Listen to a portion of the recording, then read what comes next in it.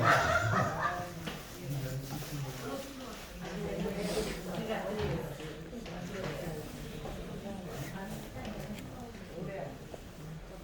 자, 2페이지 두 번째 패러그래프 하겠습니다.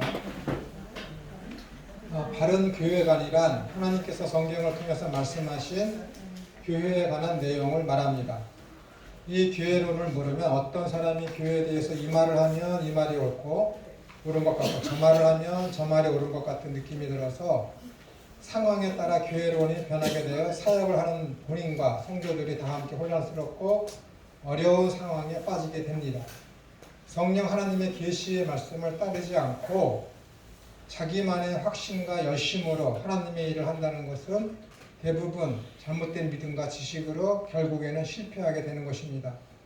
성령님의 어떤 계시, 뜻이다 그러는 것은 아래 각 줄과 달려 있지만은 성령 하나님의 계시의 말씀에 의한 실행이 곧 성령 하나님의 섭리와 인도를 따르는 것입니다. 그러니까 말씀에 대한 복음주의적인 사고와 복음주의에 입각한 실천이 곧 성령 하나님의 계시에 순종하는 것이다라는 것입니다.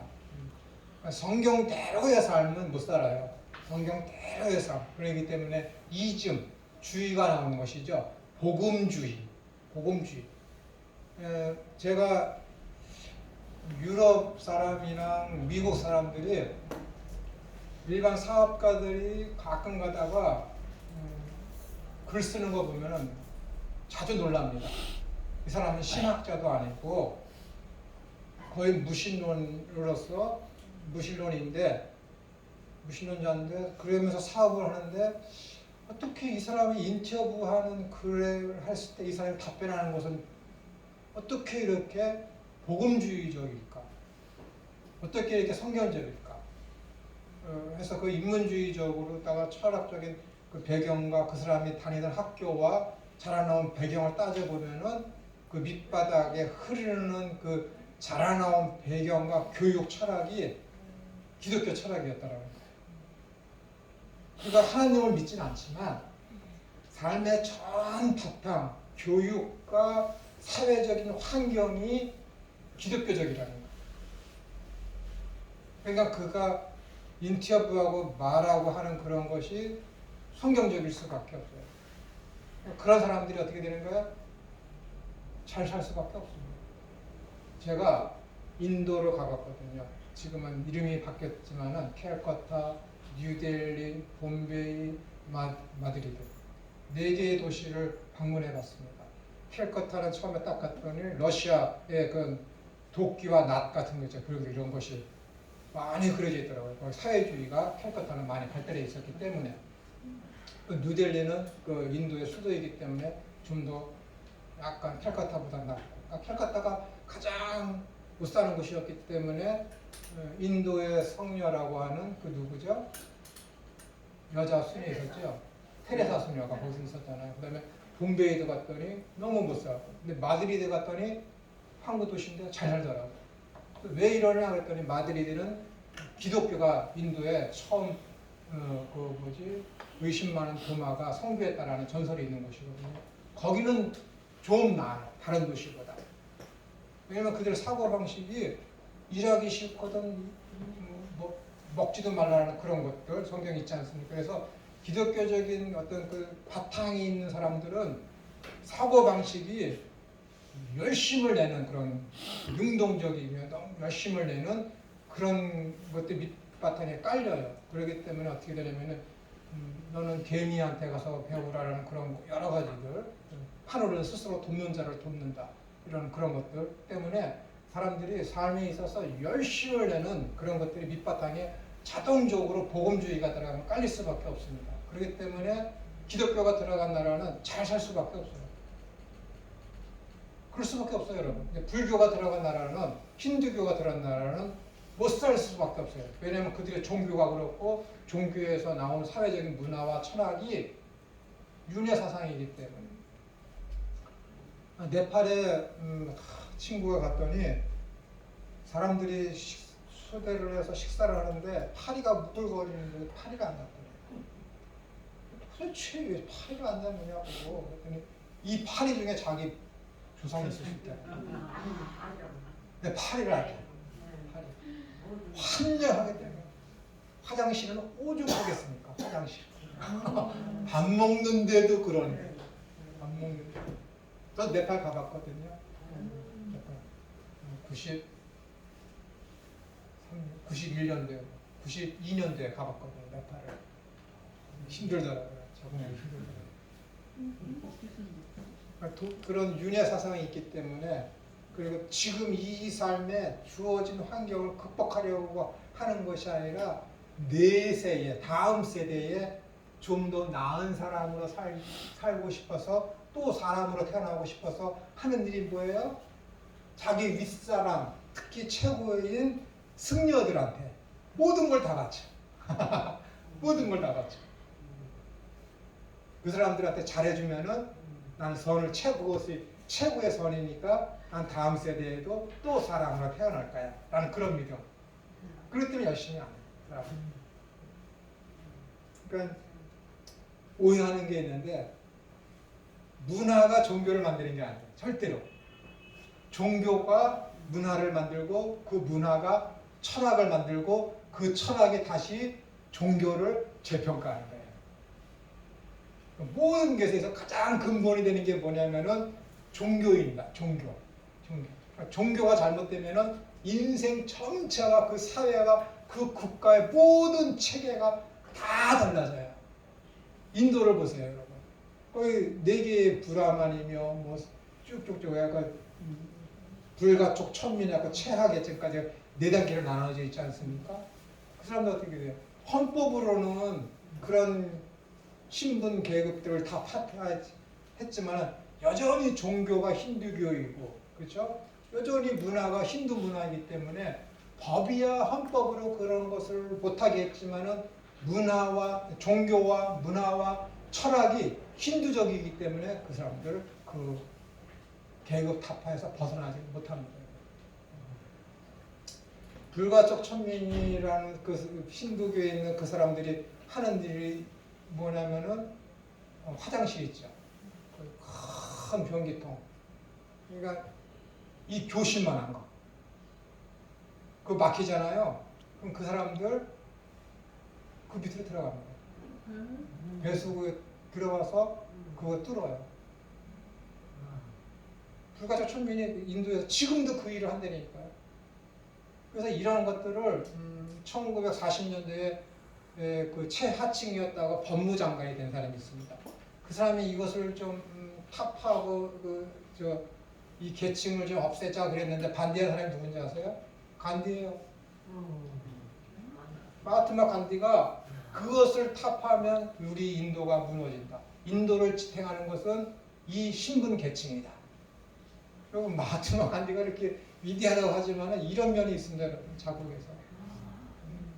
여러분들이 성자라고 하는 사람들의 그래 밑바탕에 있는 그 사람들을 모르셔서 그래요.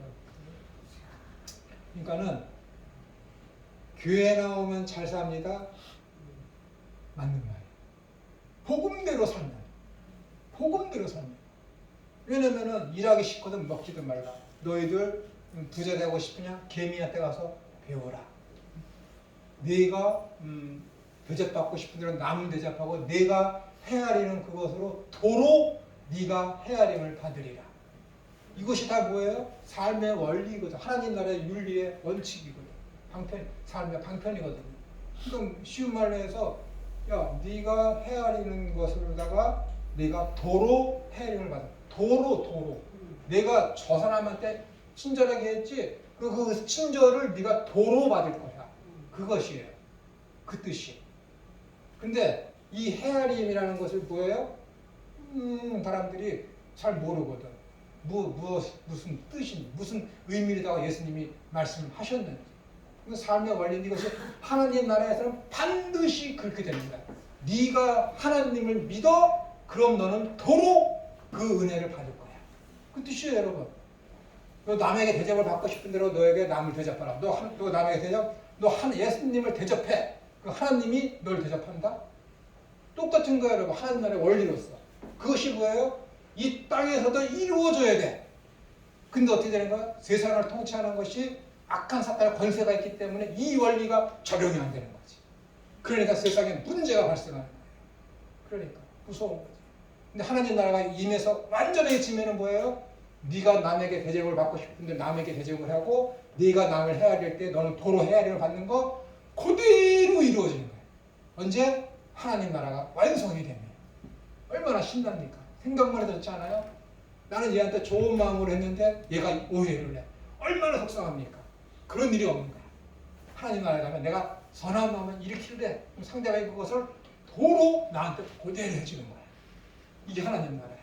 얼마나 생각만 해도 좋지 않습니까? 속상한 게 없는 거야. 완전히 그 모든 문제가 다 해결이 돼. 왜? 하나님의 통치로서 하나님의 통치가 임하거든. 완벽하게 임하는 거야. 지금도 교회와 여러분의 삶 속에 하나님의 통치가 임하지만 어떻게 되는 거야? 완벽하게 이루어지질 않아. 왜? 나는 여전히 김찬호처럼 재성이 있기 때문에 헌금 많이 하고 많이 해야 되는 마음이 있고 능력이 있지만은 어떻게 돼요? 내일 모레를 생각해야 됩니다. 내일도 아니야. 건너서 그 다음 날 생각해서 돈을 꽁쳐놓거든. 그럼 누군가는 어떻게 돼요? 부족한 것을 나 대신에 채워넣어야 되거든. 난 그것을 보고 좋아하지. 내 돈이 굳었다. 근데 하나님 나라는 그게 아니야. 100만 원이 필요해? 딱 넣으면 딱 100만 원이 보입니다. 누구 하나 열애된 거, 속상한 거, 그런 아쉬운 것 없이. 얼마나 좋습니까? 나는 하나님 나라가 완벽하게 임했을 때는 누군가에게 도움이 필요한데 뒷일을 생각하지 않는 거예요. 생각할 필요도 없어요. 부족함이 없으니까. 10명 중에 100만 원을 헌금을 해야 되는데 10명 중에 아무도 안 내. 내가 100만 원을 다 내. 어느 날 보면 그 이상으로 채워져. 이게 하나님 나라라니까요. 생각만 해도 좋지 않습니까? 생각만 해도. 제가 말씀드렸죠. 몇 년 만에 성경부가 다 하다가 마음의 상처를 받아서 내 성경 공부에 안 나오던 목사님이 몇 년 만에 어떻게 연락을 해서 왔어. 그래서 얘기하다 보니까 교회에 이 전자오르간이 박살난 거야. 고장이 난 거야. 수리비하고 뭐하고 하다 보면 새거 사는 게 나아. 얼마 필요한데 120만 원. 내가 성경 헌금하려고 120만 원 딱 모아놨거든. 마음속에 어떻게 되는 거야? 에스더처럼 네가 지금 왕비가 된 것이 이 때를 위함이 아니지 네가 어떻게 하니? 그 머리에 딱 뛰어나는 거야. 아, 왜 하필이면 그 말씀 시간 생각이 나지? 얼마 필요한데 120만 원 헌금 봉투가 있는 거 가지고 가. 주면서 어떻게 되는 거야? 속상한 거지. 난 저거 외국 선교 나갈 때 쓰려고 한 건데 성경 공부에 나오지도 않고 몇 년 만에 어떻게 연락하다가 하필이면 걔랑 연락이 돼갖고 한번 보자고 했는데 첫 번에 몇 년 만에 처음 본 게 궁금해달라고 그러는 소리를 내 소리가 들어오니 어떻게 하겠어요? 주는 거야. 좀 편하겠습니까? 줄 때 안 편해. 주고 난 다음에 어떻게 되는 거야? 하루 일과 마무리를 할 때 보면 잘했다 그러는 거야. 그때서야 억지로 그러는 거야. 하나님 나라는 이것 이상이 되니까 여러분. 줄 때는 아쉬웠지만은 지금은 그때 되면 어떻게 되니까 줄 때부터 다 준다고 완결될 때까지 계속 만족, 충족, 기쁨 그거밖에 없는 거야. 하나님 나라에는 먹고 마시는 것이 아니라 오직 사랑과 희락과 화평이라. 얼마나 좋습니까? 그것이 이루어지는 거예요. 그것이 완벽하게 이루어지는 게 완성된 하나님 나라라니까. 그것을 여러분들이 지금 이 삶 속에서 교회를 통해서 여러분 개인의 삶을 통해서 그리스도로서 그것을 이루어가는 과정을 여러분들이 훈련을 통해서 배워가는 거죠. 지금도 아깝습니다. 진짜 지금도 아까워요.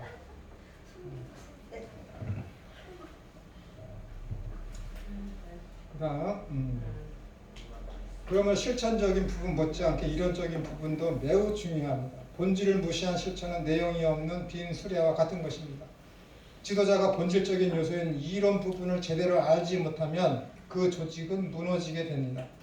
그래서 사도 바울의 대부분의 서신서의 구조가 전반부는 이론, 진리이고 후반부는 실천적인 부분, 적용으로 구분이 되어 있습니다.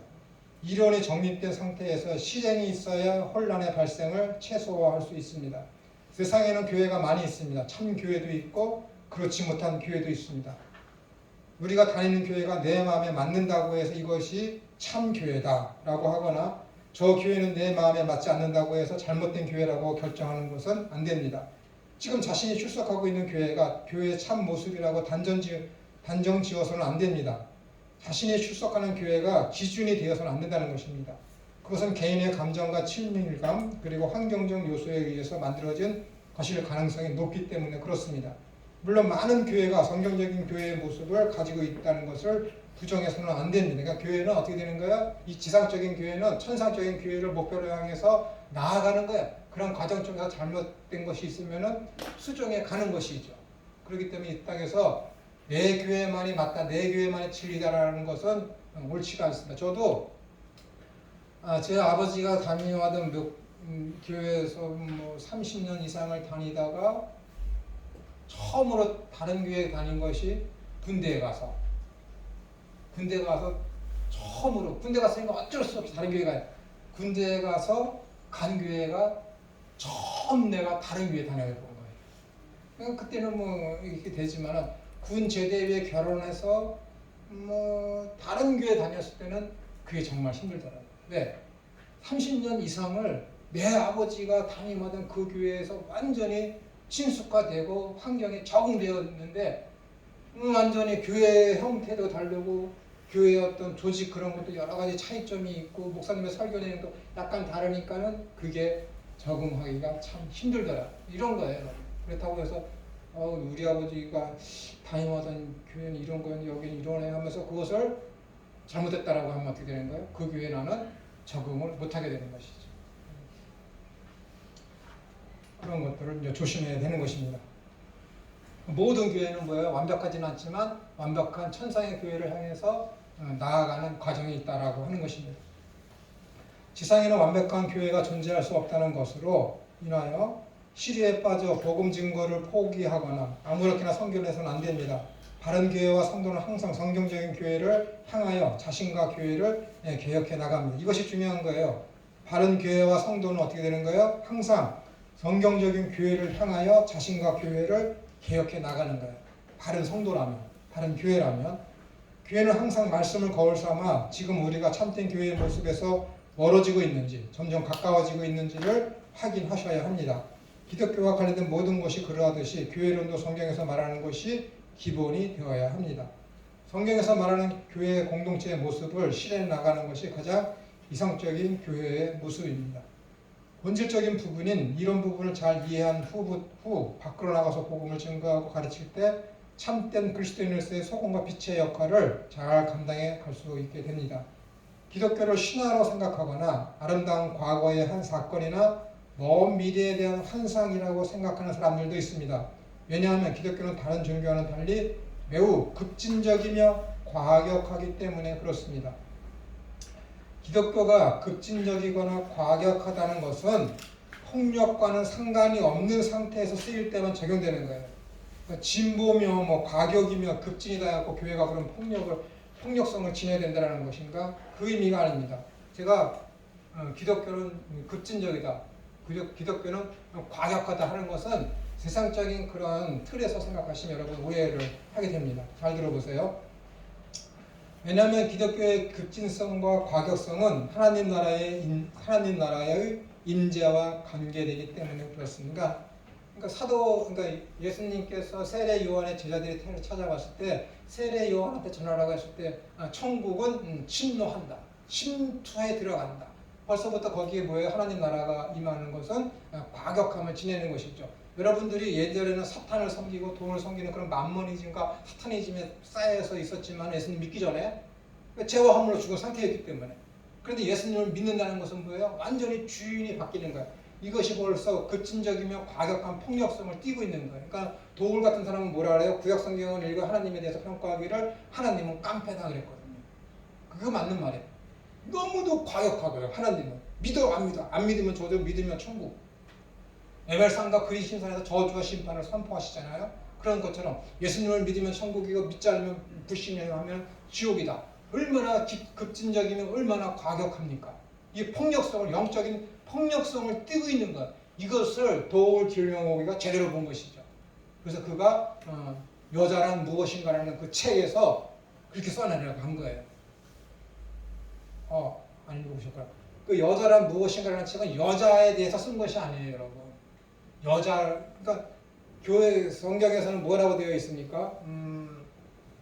예수님은 신랑이고 교회는 신부라는 그 측면에서 교회를 대해서 이렇게 여자로 하고 있는 것이니까 고려대에서 이 사람이 종교학과를 하면서 거기서 강의한 내용을 써낸 것이 책 제목이 여자란 무엇인가라는 거야. 그 책 내용 안에 기독교에 대한 비판의 내용이 있는데 그 비판의 내용에서 구약성경을 읽은 더울 김영웅이가 하나님은 깡패다라고 정의해버렸다는 거예요. 그거 처음에 나왔을 때 사람들이 굉장히 욱하고 막 욕하고 그랬지만은 저 같은 사람은 이놈 맞네 그러는 거예요. 그렇게 사람이 어떤 인문주의적으로 이 사람이 굉장히 깨어있기는 하지만은 그에게는 신앙, 믿음이 없습니다. 믿음이 없이 성경을 보고 그냥 겉으로 드러난 내용으로만 그렇게 보고 있기 때문에 그렇습니다. 그러니까는 하나님 나라가 나한테 침투에 들어오면 곧 믿음이 생기면 주인이 바뀌는 거야. 세상에 있는 모든 것들을 내가 주로 섬기고 주인으로 섬겼고 그걸 따라하고 그걸 추적하고 그걸 목적으로 살았지만은 믿음이 들어오는 거예요. 하나님을 나의 주님과 내가 따라야 할 목표로다가 삼아있기 때문에 내 삶의 목표와 모든 것이 다 가치관이 어떻게 된 거? 완전히 180도 확 바뀐 거잖아요. 주인이 바뀌었기 때문에 얼마나 이것이 폭력적인 것입니까? 영적으로 급진적이며 얼마나 또 과격성이 있는 것입니까? 이런 측에서 교회는 뭐예요? 급진적이며 과격성이 있다라고 제가 말씀을 드리는 것입니다. 왜냐하면 기독교의 급진성과 과격성은 하나님 나라의 임재와 관계되기 때문에 그렇습니다.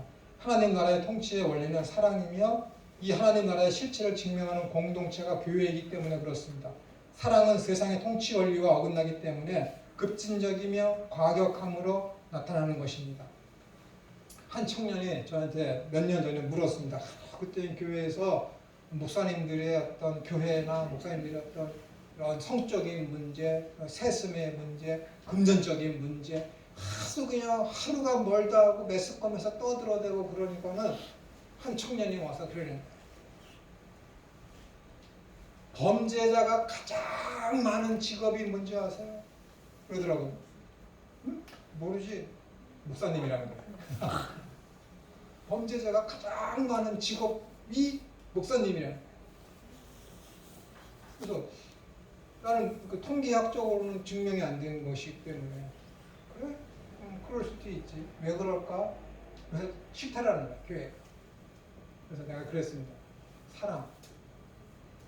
왜 불교에는 그런 것이 없고 왜 이슬람교에는 그런 것이 없는 줄 알아? 사랑을 외치지만 그들은 사랑을 실천하지 않기 때문에 우리는 기독교는 그들을 용서하기 때문에 하나님은 그들을 회개시켰기 때문에 그들을 사도 바울과 같이 종으로 받아들였기 때문에 과거에는 그가 사울이었지만 지금은 그가 바울이 될 수도 있잖아. 그렇게 이야기를 합니다. 가능한 일, 교회이기 때문에 그렇지 않습니까, 여러분? 사울이 얼마나 나쁜 놈이에요. 스데반 쳐 죽일 때 옆에서 옷 맡은 자로서 지도자로서 거기 딱 있고 이제 교회를 완전히 유대에서는 유대 이제 예루살렘에서는 이제 교회는 없구나. 이제는 예루살렘 밖에 있는 교회만 처단하면 끝이야. 모든 교회를 박살내려고 유럽으로 가다가 예수님을 만나는 얼마나 나쁜 놈이에요.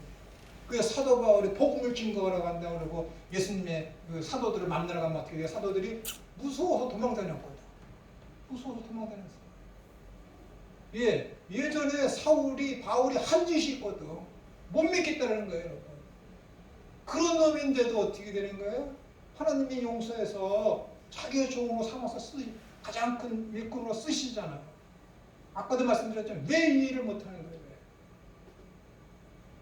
분명히 히브리서 기자가 엘리야가 기도를 했더니 3년 반 동안 비가 안 오다가 가시기 되었더니 3년 반 만에 어떻게 되는 거예요?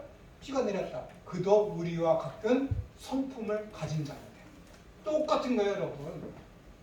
그 엘리야나 그 아브라함이나 그 노아나 그 에녹이나 우리가 똑같은 성품, 똑같은 성경을 가진 사람이라고. 단지 성경에 등장해서 이름이 올라가 있다는 그 이름만으로다가 그는 위대하다고 칭송하고 그가 옛날에 과거에 잘못했던 거 다 용서해 주는데 왜 지금에 와서는 그걸 왜 못하는 거예요?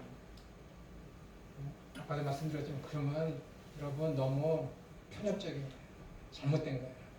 남에게 대접받고 싶은데 대접받고 싶으세요? 그 마음을 진짜로 가지셔야 되는 거예요. 겸손해지고 진짜 겸손한 삶을 살고 싶으세요? 인정해 주세요. 다른 사람을 인정해 주세요. 개방하고 인정해 주세요. 모든 거 예수님께서 디모데 전후서에서 뭐라 그랬습니까? 베드로전서에서도 하나님은 사람을 외모로 취하지 아니하시오. 외모로 취하지 않는다는 게 무슨 뜻인지 아세요? 편견을 갖고 보지 아니하시오. 사람을 뭐예요? 차별대우하지 아니하시오. 그 뜻이라고요. 원문이 외모로 보지 않는다. 외모로 본다면 나는 어떻게 되는 거예요? 안 되죠. 안 돼요. 여러분은 좋겠지만 기준의 대상이 김천호 딱 외모가 김천호 대상이 되면 저는 지옥 가고 여러분 다 천당 가는 거예요. 안 되는 거예요, 여러분. 외모라는 것은 그 뜻이 아니라 야 여자들은 단정하고 하라. 그게 그 뜻이 아니라니까요, 여러분. 그 뜻이 아니에요. 신랑한테 잘 보이게 하려고 그런 뜻이 전혀 아니라니까요, 여러분. 외모로 보지 말라는 것은 편견을 갖지 마라. 있는 그대로 받아들이고 공평하게 그 사람을 대하라. 이것이 교회가 할 일이고 이것이 공이고 하나님이 그렇게 보신다. 그러니까 너희들도 그렇게 해야 된다. 라는 것입니다. 여러분. 그렇게 해야지. 성경에 있는 사람 따로 현실에 있는 사람 따로 성경은 그런 환상이고 이것은 여기 실제적인 삶은 이것만 실제입니까? 아니거든요. 여러분. 성경은 환상이 아닙니다. 실제예요. 믿음이 그냥 어떤 추상적인 그런 것인 줄 아십니까? 아니라니까요, 여러분. 그 믿음이 믿음으로서 삶을 믿음으로 말미암아 믿음에 이르게 하는 아니. 믿음으로 말미암아 믿음에 이르게 하는. 첫 번째 믿음으로 말미암아 두 번째 믿음에 이르게 하니. 첫 번째 믿음이 뭐라고요? 당신은 그리스도시여 살아계신 하나님의 아들이십니다. 이 믿음이 믿음으로 이르게 하는 거예요. 이 믿음이 믿음의 삶을 살게 한다니까요, 여러분. 이해가 되세요? 이 믿음이 없으면 제1의 믿음이 없으면 제2의 믿음의 삶을 못 살아요, 여러분. 첫 번째 믿음은 기본이고 근본이고 본질이지만은 원리이지만은 두 번째 믿음은 뭐예요? 삶이라니까요, 여러분. 믿음으로 말미암아 믿음에 이르게 한다. 이 믿음이 믿음의 삶을 살게 하는 거예요. 이 믿음이 주여 믿습니다. 나한테 돈 100만 원을 내일까지 누구를 통해서 마련해 주겠어. 믿습니다. 이 믿음의 삶을 살게 하는 게 아니라니까요, 여러분. 귀에 못이 박이도록 내가 말씀드릴 거예요. 이미 못이 박혔겠지만. 여러분, 얼마나 위대합니까, 여러분. 똑같은 환경, 똑같은 여건이며 그건데도 어떻게 되는 거예요? 믿음 있는 사람은 흔들리지를 않아. 항상 웃어.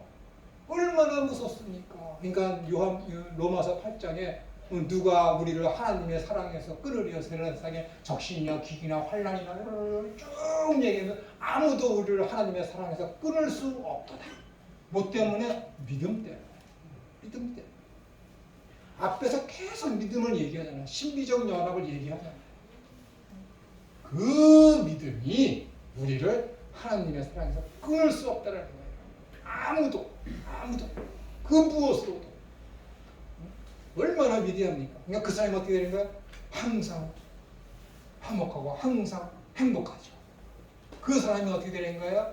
순교가 올지라도 히브리서 11장에 있는 그런 톱에 켜는 아픔과 고통과 그런 좌절과 절망과 공포가 찾아올지라도 어떻게 되는 거야? 그 믿음을 포기하지 않는 거지. 무슨 믿음? 여기서 구원해 주실 줄 믿음. 그 사람은 그 믿음 없었겠어요? 그 마음 없었겠어요? 옆 친구가 사자에게 물려가는데 그 공포가 없었겠습니까? 그 공포에서 구해달라고 기도하고 싶지 않았겠습니까? 그럼에도 불구하고 어떻게 해요? 그 기도하지 아니하고 믿음을 버리지 않았다는 것은 뭐예요? 구원해 줄 것을 믿었어. 그것을 버리지 않았다는 얘기예요? 아니잖아요. 무슨 믿음을 버리지 않았다는 얘기예요? 당신은 그리스도시며 살아계신 하나님의 아들이십니다. 그 믿음을 버리지 않았다는 거예요. 그 믿음, 그게 믿음이지. 그 믿음이 그 고통을 견뎌내는 거야. 그 믿음이 그 환경에서도 하나님 바라보게 만드는 거야. 그 믿음이 그 환경에서도 어떻게 되는 거야? 웃는 거야. 화목한 거야. 얼마나 대단합니까? 이게 대단한 거지. 이것이 기적이지. 이것이 믿음의 능력 아니겠습니까? 내게 능력 주시는 자가 모든 것을 할 수 있도다. 이것이 그 믿음을 얘기하는 거야. 그 믿음으로 말미암아 믿음에 이르게 한다. 이 믿음이 확고한 사람이 뭐예요? 이 믿음의 삶을 사는 거예요. 고통을 이기게 하고 환난을 이기게 하고 적신을 이기게 하고 모든 여건에 대해서 나는 만족해하며 행복한 삶을 살아내게 한 힘, 그 원리, 근원이 뭐라고? 믿음이라니까요. 얼마나 위대합니까? 그러니까 사도 바울이 어떻게 되는 거야? 마흔에서 한 대 뺀 그 태장을 수차례나 죽은 것처럼 버려지는 그런 삶을 살아요. 가장 비천한 곳에 떨어져도 어떻게 되는 거야? 행복한 거야. 그 사람. 예, 그 믿음이 있었기 때문에. 그 믿음이 구원해 주는 거야. 그 믿음. 그것만이 믿음인 줄 알아요. 그것만이 믿음이에요. 그 믿음만이 구원해 주는 거예요. 제가 우리 작은아이가 그러더라고요. 아버지, 저 사람 얘기하는 것 좀 들어보세요. 그러더라고. 뭐? 강부자 씨가 하는 얘기 들어보래. 강부자 씨가 무슨 얘기하는데요? 그래서 제가 그 다운받은 걸 잠깐 이렇게 틀어서 들어보라는 거예요. 근데 그 삶이 너무 힘들었다는 거야. 너무. TV 같은 거 나오니까. 자기 남편의 신혼초에서부터 욱 하면은 밥솥 던지고. 강부자 자기가 좀 남편 말을 듣지 않으면은 잿돌이 던지고. 그게 너무 힘들었다는 거예요. 근데 어떻게 살았어요? 그랬더니 부처님의 은혜로 살았지. 불신자잖아요. 불교 있는 사람이잖아요. 그 사람도 그렇게 얘기해요. 불교인도. 근데 불교인 간증하는 거 들어봤어요. 기독교인 간증이랑 똑같습니다. 부처님의 은혜로 내가 이렇게 건강을 회복했고, 암에 걸렸었는데, 불치병에 걸렸었는데 낫고, 부처님의 은혜로 우리 아이가 좋은 대학에 들어갔고, 부처님의 은혜로 우리 남편이